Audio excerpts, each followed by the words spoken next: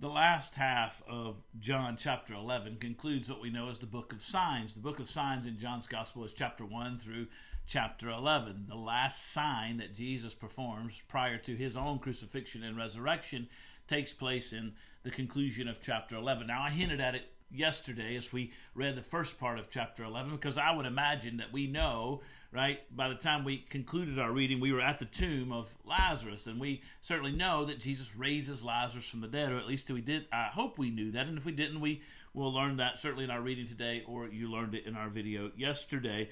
But Jesus is moved by compassion and by grief and pain, and so he says, hey, listen, where have you laid Lazarus? And they take Jesus to the place of Lazarus' death. Of course, he weeps there at Lazarus' grave, and he weeps there as he prepares to raise Lazarus from the dead. And then Jesus says, roll the stone away. And I love this interaction between Martha and Jesus, because, again, you see the humanity in it, but you also see the boldness and the freedom that God gives to his people in our relationship with him. So Jesus here is the Lord of glory.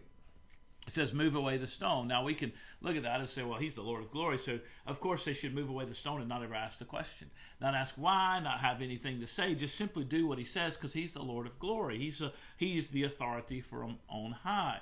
And sometimes we could fall into that temptation, maybe we're as parents, or maybe as grandparents, or maybe as in a position of authority over employees, or a position of authority in the church. We can say, all right, I said do it this way, and somebody says, why? And you say, well, I don't need any help figuring this out. I want you to do it this way because I said do it this way. And we could kind of think of God in that way. But here Martha says, hey, listen, if you roll the stone away, he's been dead for 4 days, he's going to stink. What are you doing? Why are you going to roll the stone away? And Jesus says to her in a very simple, very direct, but also a very simple way, and I think compassionate as well, did I not tell you that if you believed, you would see the glory of God?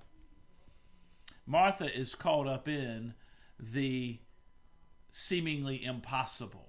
She's caught up in what can go wrong.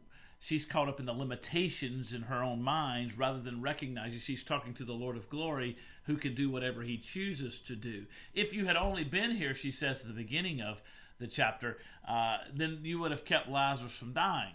Jesus says, well, you'll see him again. I know, in the resurrection of the last day. Well, I am the resurrection and the life. Now roll the stone away. Well, Jesus, it's going to be too much. It's going to smell too much. You can't do anything about this. Did I not tell you?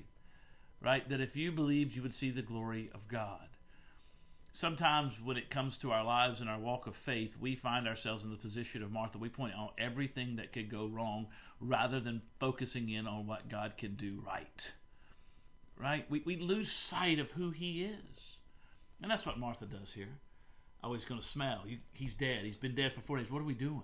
What are you doing? You can't roll that stone away. It's going to be a terrible odor. It's going to be a disgrace to our family. It's going to be any number of different things. And Jesus says, did I not tell you that if you believed, you would see the glory of God?